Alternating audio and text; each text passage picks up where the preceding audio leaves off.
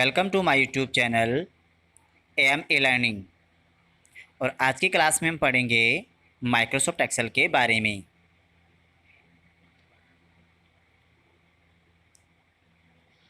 MS Excel, जिसे हम Microsoft Excel के नाम से भी जानते हैं, आज इसकी बेसिक इंट्रोडक्शन के बारे में बात करेंगे।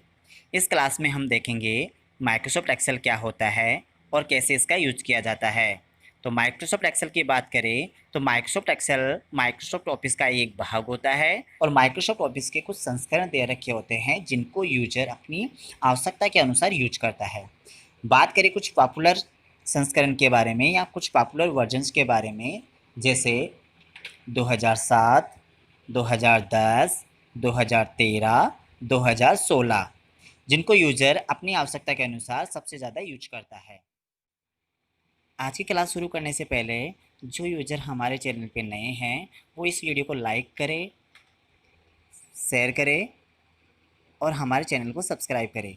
साथ ही इस वीडियो के नीचे दिए गए बेल आइकन को भी प्रेस करें ताकि हमारे चैनल पे आने वाली प्रत्येक वीडियो का नोटिफिकेशन सबसे पहले आप तक पहुंच सके। तो शुरू करते हैं आज की क्लास, जिसमें हम पढ़ेंगे माइक्रोसॉफ्ट एक्सेल का बेसिक इंट्रोडक्शन कि माइक्रोसॉफ्ट ऑफिस का बेसिक इंट्रोडक्शन क्या होता है। स्टेप फॉलो करेंगे जिसमें से हम कुछ टॉपिक्स पढ़ने वाले हैं आज की क्लास में। जैसे सबसे पहला टॉपिक होगा हमारा एमएस एक्सेल का परिचय, यानी basic introduction of MS Excel. दूसरा टॉपिक्स की बात करें हम तो दूसरे टॉपिक्स में हम पढ़ेंगे वर्कबुक, वर्कशीट, कॉलम एंड रो के बारे में कि वर्कबुक क्या होती है, वर्कशीट कैसे यूज होती है, क्या इसका नाम होता है, कैसे हम इसमें काम करेंगे, कॉलम्स एंड रो क्या होते हैं और ये कैसे यूज किए जाते हैं। तो इन सब के बारे में हम इस क्लास में पढ़ने वाले हैं। तीसरे टॉपिक्स की बात करें, तीसरे टॉपिक्स में हम पढ़ेंगे एमएस एक्सेल की होम स्क्रीन के बारे में और इन सभी टॉपिक्स को हम वन बाय वन करके अच्छे से क्लियर करेंगे आज की इस क्लास के अंदर।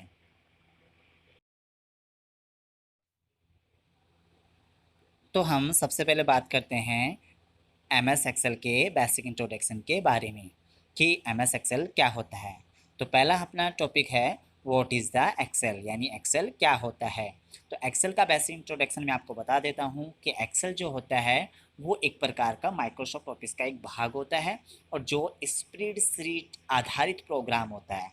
कहने का मतलब ये है जो माइक्रोसॉफ्ट एक्सेल होता है वो माइक्रोसॉफ्ट कॉरपोरेशन कंपनी द्वारा बनाया गया एक स्प्रेडशीट प्रोग्राम होता है जिसका प्रयोग हम सभी प्रकार के डेटा शीट या अकाउंट संबंधी कार्य, जिसे हम लेखांकन बोलते हैं, या फिर कोई भी ऐसे डेटा चार्ट तैयार करने के लिए किया जाता है जो आंकड़ों पर आधारित होता है।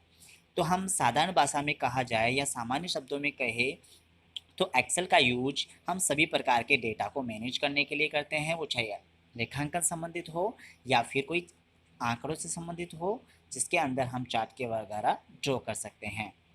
अब हम बात करते हैं नेक्स्ट कि एमएस एक्सेल के जो संस्करण होते हैं, जो वर्जन होते हैं, वो कौन कौन से होते हैं। तो एमएस एक्सेल के जो संस्करण होते हैं वो अलग अलग प्रकार के दे रखे होते हैं जिनका हम यूज अपने हिसाब से कर सकते हैं। ज़्यादातर जो यूज करते हैं हम वो 2010, 13 और 16 का यूज करते हैं।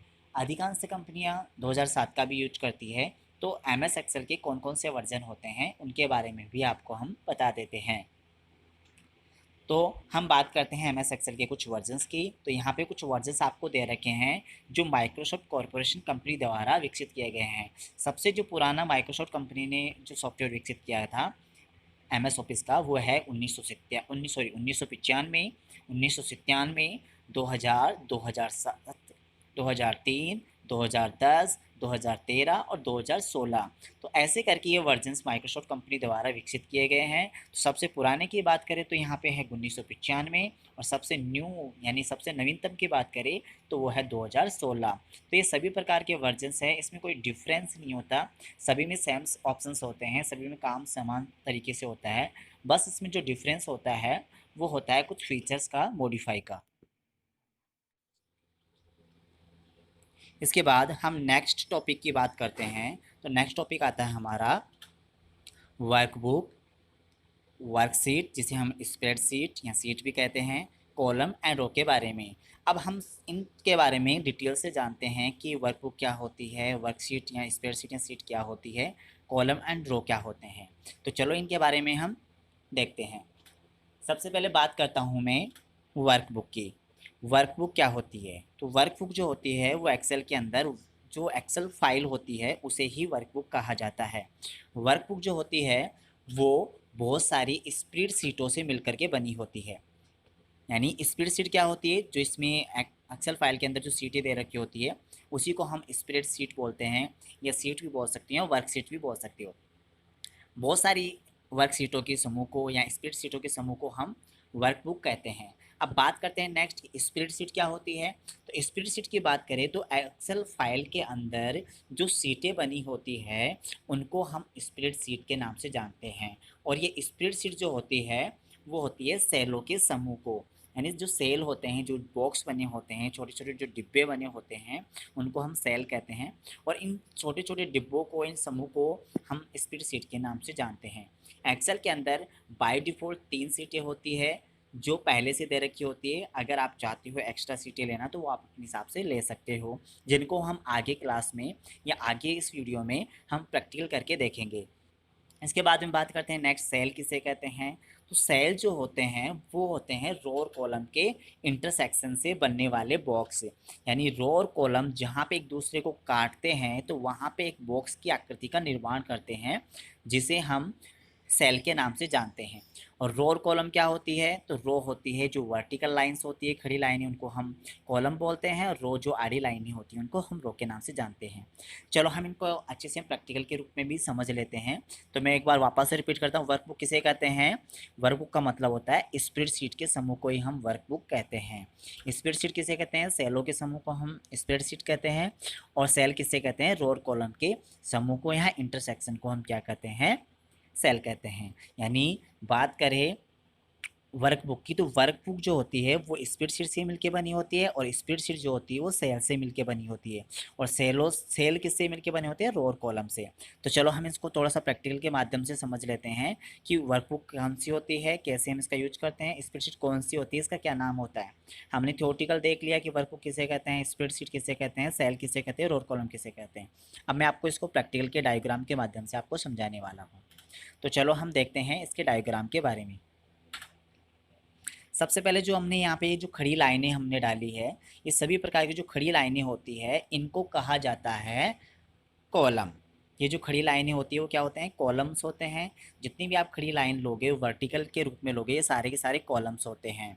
और बात करें जो आड़ी लाइनें होती है, ये सारी जो आड़ी लाइनें हमने खींची है या ड्रॉ की है, ये होते हैं रो। इनको हम रो के नाम से जानते हैं। अब मैंने क्या कहा, खड़ी लाइनें क्या होती है? कॉलम्स। और आड़ी लाइन जो खींची हमने या डाली है उनको बोलते हैं हम रो। अब जैसे ही हम खड़ी लाइन्स और आड़ी रो को दोनों को एक दूसरे पे डालते हैं, एक दूसरे पे हम ड्रॉ करते हैं, तो वहाँ पे ये एक दूसरे से इंटरसेक्शन होती है, मतलब एक दूसरे को काटती है। जैसे ही एक दूसरे को काटती है तो यहाँ पे ये कुछ बॉक्सेज यहाँ पे बनना शुरू हो जाते हैं, यानी ये बॉक्सेज का निर्माण हो जाता है। और जो ये बॉक्सेज जो होते हैं वो एक्सेल के अंदर सेल कहलाते हैं। तो मैंने कहा आपको पूछा जाए कि रो कौन सी होती है तो आप बोलोगे रो कौन सी होती है? ये जो खड़ी वाली लाइनें होती है वो सारी क्या होती है? रो होती है। सही कहा मैंने? नहीं, क्योंकि जो खड़ी वाली लाइन होती है वो मैंने ड्रॉ किया यहाँ पे कॉलम के नाम से। और जो आड़ी लाइंस होती है वो किस नाम से ड्रॉ की मैंने? रो के नाम से। तो आपसे कोई भी पूछे कि एक्सेल फाइल के अंदर रो कौन सी होती है तो आप बोलोगे जो आड़ी लाइंस दे रखी है वो रो होती है, और जो खड़ी लाइंस दे रखी है वो कॉलम्स होते हैं। अच्छा, रो और कॉलम दोनों एक दूसरे को काटने से जो बॉक्स बनता है उस बॉक्स का नाम क्या होता है? सेल। आपसे कहा जाए सेल किसे कहते हैं तो आप बोल सकते हो कि रो और कॉलम के इंटरसेक्शन से या एक दूसरे के प्रतिच्छेदन से, एक दूसरे काटने से जो बॉक्स बनती है, जो आकृति बनती है, उसको हम सेल कहते हैं। चलो आपको ये तो पता चल गया कि रो कौन से होते हैं, सेल कौन से होते हैं और कॉलम कौन से होते हैं। अब इनका नाम भी हम जान लेते हैं कि रो का नाम क्या होता है, कॉलम का नाम क्या होता है, क्योंकि इसमें तो बहुत सारी लाइनें दे रखी है, रोज भी बहुत सारी दे रखी होती है। तो वो हम इनको एक एक करके देख लेते हैं। तो सबसे पहले बात करते हैं कॉलम की। तो कॉलम की जो हेडिंग होती है, मतलब कॉलम्स के जो नाम होते हैं वो लेटर्स में होते हैं, यानी अल्फ़ाबेट में होते हैं। जैसे यहाँ पे फर्स्ट रो की बात, कॉलम की बात करें तो यहाँ फर्स्ट कॉलम है ए, बी, सी, डी, ई, एफ। ये सारे 1 बाय 1 कॉलम्स होते हैं। यूँ सारे क्या होने लगे? कॉलम्स की बात करते हैं। ऐसे बात करें रो को किसके नाम से ड्रॉ करते हैं? तो रो को ड्रॉ करते हैं हम काउंटिंग के नाम से। यानी रो की हेडिंग्स क्या हो जाएगी? काउंटिंग हो जाएगी, जैसे 1 2 3 4। तो यूं जो होते हैं ये रो होती है, यूं होती है वो अपने कॉलम्स होते हैं। तो आपसे कोई पूछे कॉलम्स की हेडिंग क्या होती है, तो आप बोल सकते हो लेटर्स हैं, अल्फ़ाबेट्स होती है। और सॉरी कॉलम, हाँ। और रो की बात करें तो रो की हेडिंग्स होती है नंबरिंग यानी काउंटिंग होती है। इसके बाद में हम बात करते हैं इस एक्सेल की कुछ इंट्रोडक्शंस की, जो सीट के बारे में कि सीट कैसे यूज करते हैं। तो ये हमने देखा रो और कॉलम और सेल। अब हम नेक्स्ट पढ़ते हैं सीट के बारे में। तो जैसे हम क्लिक करते हैं नेक्स्ट, यहाँ पे एक सीट आपके सामने दिखाई दे रही होगी। अब इसमें जो कॉलम दे रखे हैं, ये सारे जो रो और कॉलम दे रखे हैं ये बना लेते हैं सेल। और ये बहुत सारे सेल मिल करके, यानी ये जो पूरे सेल दे रखे हैं वो एक टेबल बना रहे हैं, यानी एक सीट बना रहे हैं। तो इसको हम एक सीट बोल सकते हैं। ये पूरे जो सेल हैं इनको समूह के रूप में हम क्या बोल सकते हैं, एक सीट बोल सकते हैं। तो ये टोटल जो सीट होती है, ये सारे एक समूह होते हैं सेलों के, इनको सीट बोल सकते हैं।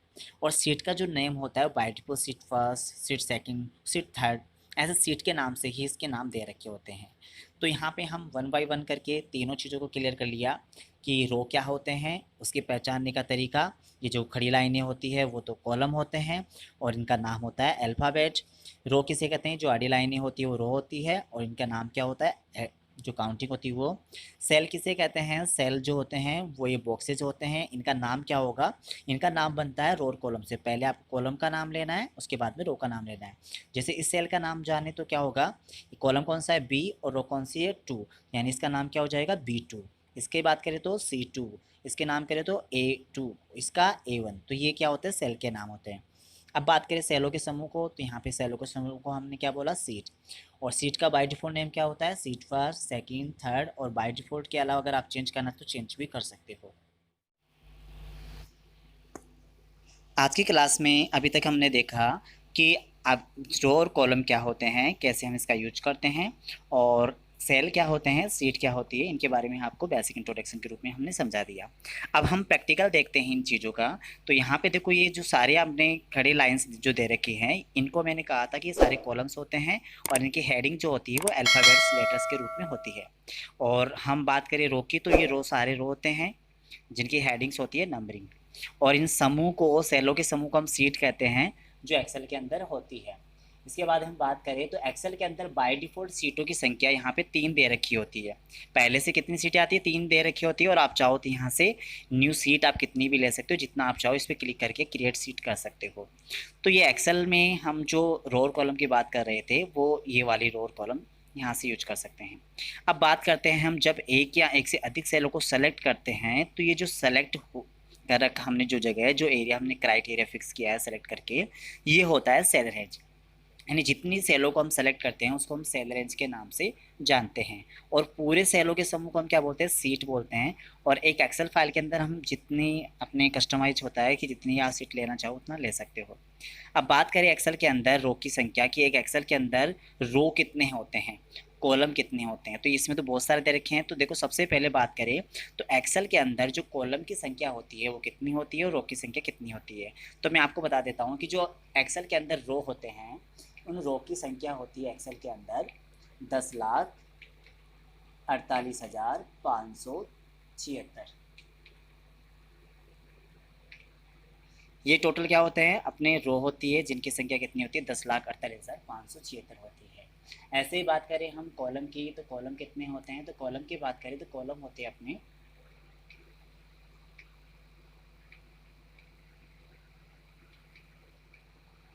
कॉलम्स की बात करें तो कॉलम होते हैं इसमें 16,384। ठीक है, ये कॉलम की संख्या होती है। एक एक्सेल सीट के अंदर की टोटल कॉलम की बात करें तो कितने होते हैं, कॉलम होते हैं 16,384 और रो की संख्या होती है 10,48,576। ये टोटल कॉलम की संख्या दे रखी होती है। और यहाँ से हम बात कर लेते हैं अब इसकी होम स्क्रीन के बारे में कि होम स्क्रीन क्या होती है और कैसे यूज़ करें। सबसे पहले बात करें, यहाँ पे ऊपर ऊपर जो एक्सेल फाइल के अंदर दे रखी है, एक्सेल प्रोग्राम के अंदर दे रखी है, ये ऊपर ऊपर जो पट्टी आती है इसको बोलते हैं हम टाइटल बार। मैं आपको जो दिखा देता हूँ टाइटल बार क्या काम आता है। तो टाइटल बार जो होता है, इसमें फाइल का नाम लिखा होता है, इसमें फाइल का नाम लिखा होता है कि फाइल किस नाम से सेव की जाती है। और साथ ही यहाँ पे कुछ ऑप्शंस भी दे रखे हैं, मैं आपको दिखा देता हूँ इन ऑप्शंस को भी। यहाँ पे कुछ ऑप्शन दे रखे हैं, यहाँ पे मिनिमाइज़ का ऑप्शन है जिससे हम सीट को मिनिमाइज़ कर सकते हैं। ये मैक्सिमाइज़ का ऑप्शन है जिससे हम सीट को बड़ा भी कर सकते हैं। अगर पहले से ये बड़ा है, पूरी स्क्रीन पे दे रखा है, तो आप इसको रिस्टोर कर सकते हो, यानी इसको छोटा कर सकते हो। इसके बाद में आ रहा है क्लोज का, इसके माध्यम से आप बटन को बंद भी कर सकते हो। तो ये कुछ ऑप्शंस हैं जिनको टाइटल बार में दे रखे होते हैं। इसके जस्ट नीचे बात करें हम, इसके जस्ट नीचे वाली जो बार होती है वो होती है मेन्यू बार, जिसमें बहुत सारे मेन्यू दे रखे हैं जो आने वाली अगली क्लासेज में हम इनके बारे में भी स्टेप बाय स्टेप समझाने वाले हैं। तो इसके बाद में बात करें नीचे, इसके जस्ट नीचे आती है रिबन बार। ये रिबन बार को हम ऑप्शंस बार भी बोल सकते हैं या टूल्स बार भी बोल सकते हैं। ये प्रत्येक मेन्यू के अकॉर्डिंग चेंज होती रहती है, आप चाहो तो किसी मेन्यू के अकॉर्डिंग इसको यूज कर सकते हो। यहाँ पे अपने 2007 के अंदर फाइल मेन्यू नहीं होता, फाइल मेन्यू की जगह यहाँ पे ऑफिस बटन आता है। इसके बाद में अगर बात करें 2010 की, 13 की, 16 की, तो यहाँ पे इस मेन्यू की जगह आता है फाइल मेन्यू। तो ये भी एक प्रकार का मेन्यू होता है, लेकिन यहाँ पे फाइल के नाम से, ऑफिस बटन के नाम से दे रखा है। इसके बाद हम बात करें यहाँ पे नीचे, तो रिबन बार के जस्ट नीचे ये जो लाइन दे रखी है आपको, इसको बोलते हैं फॉर्मूला बार। जो हेडिंग के जस्ट ऊपर आ रही है इसको बोलते हैं फॉर्मूला बार।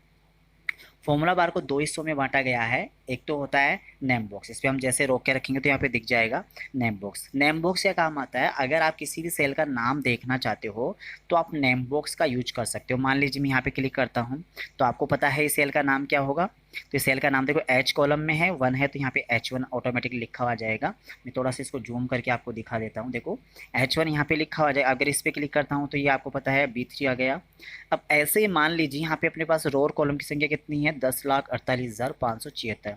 मुझे जाना है 1,00,000 पे, यानी कि 1,00,001 पे रो वाली लाइन पे जाना है। तो आप क्या करोगे, यहाँ से मैं टाइप कर देता हूँ 1,00,001। अब जैसे एंटर करता हूँ तो ये देखो यहाँ पे ऑटोमेटिकली यहाँ पे रो आ चुकी है जिस वैल्यू पे हम जाएंगे। तो यहाँ पे नीचे हम यूज करके देख लेते हैं, आपको मैं दिखा देता हूँ कि ये कहाँ पे आ चुकी है। देखो यहाँ पे आ चुकी है, क्योंकि मैंने जूम कर रखा है इसलिए आपको डायरेक्टली दिखाई नहीं दिया। ऐसे अगर बात करूँ मैं, इसको वापस से 1 नंबर पे लेके जाना है तो आप यहाँ से इसको यहाँ पे टाइप कर सकते हो वापस से A1 और एंटर कर सकते हो। जैसे एंटर करूंगा तो यहाँ पे A1 पे आ, इस प्रकार से हम नेम बॉक्स के माध्यम से किसी भी सेल पे डायरेक्टली पहुंच सकते हैं और उसमें चेंज कर सकते हैं। अब यहाँ पे आता है नेक्स्ट, ये आता है फॉर्मूला बार का नेक्स्ट हिस्सा, जहाँ पे हम कुछ टेक्स्ट वगैरह टाइप कर सकते हैं, फॉर्मूला टाइप कर सकते हैं। मान लीजिए किसी सेल के अंदर आप कुछ टाइप करना चाहते हो, तो यहाँ पे मैं कुछ भी टाइप करता हूँ, जैसे मैं यहाँ लिख देता हूँ आर्यन। तो यहाँ पे जैसे मैंने टाइप किया तो ये यहाँ पे भी लिखा हुआ आ जाएगा। तो आप सेल के यहाँ पे जो भी सेल में जो लिखोगे वो यहाँ पे भी टाइप होगा। तो ये था अपनी फॉर्मूला बार। इसके बाद में मैंने आपको बताया नीचे जो होती है ये हेडिंग्स होती है, कॉलम्स की हेडिंग्स होती है, ये यहाँ पे रो की हेडिंग्स होती है। अगर हम इसको थोड़ा सा जूम को कम करते हैं और नीचे देखते हैं तो यहाँ पे ये जो नीचे दे रखी है जहाँ पे सीट का नाम लिखा हुआ है, ये होती है स्टेटस बार। ये आपको शो करती है कि आपकी एक्सेल फाइल के अंदर कितनी सीटें आपने ले रखी हैं और कितनी नहीं ले रखी। इसके बाद में यहाँ पे नीचे देखते हैं तो ये स्क्रॉल बार होती है जिसके माध्यम से हम फाइल को लेफ्ट और राइट कर सकते हैं। ये स्क्रॉल बार होती है जो हॉरिजॉन्टल स्क्रॉल बार बोलते हैं इसको, ये लेफ्ट राइट करने के काम आती है। ऐसे ही बात करें तो यहाँ पे एक और स्क्रॉल बार होती है जो फाइल को अप डाउन यानी टॉप बॉटम में खिसकाने का, ये वर्टिकल होती है जो यहाँ से यूज कर सकते हैं। ये फाइल को टॉप और बॉटम से ऊपर नीचे खिसकाने काम आती है। तो ये था अपनी एक्सेल की होम स्क्रीन, जिसके बारे में हमने देखा कि इसकी होम स्क्रीन क्या काम आती है। इसके बाद मैं बात करता हूँ एक्सेल में कुछ टॉपिक्स की। तो यहाँ पे कुछ आपको क्वेश्चन पूछे जाते हैं एक्सेल में रिलेटेड, जैसे एक्टिव सेल किसे कहते हैं। जब भी हम कोई काम करते हैं या जिस सेल में हम काम करते हैं जिसके चारों तरफ ये देखो ब्लैक कलर की बॉर्डर बनी हुई है, ये एक्टिव सेल है। अब कैसे पहचाने ये एक्टिव सेल है, तो एक्टिव सेल पहचानने के दो तरीके होते हैं। या तो उस बॉक्स के चारों तरफ डार्क बॉर्डर होगी, मान लीजिए आपने बॉर्डर बना रखी है, तो फिर कैसे पहचाने, तो आप सीधे नेम बॉक्स में जा करके उसका एड्रेस देख सकते हो। जिस भी नेम बॉक्स में जिस भी सेल का एड्रेस दिखाई दे रहा है वही एक्टिव सेल होगा। तो ये एक्टिव सेल्स भी कह सकते हैं, इसको सक्रिय सेल भी कह सकते हैं।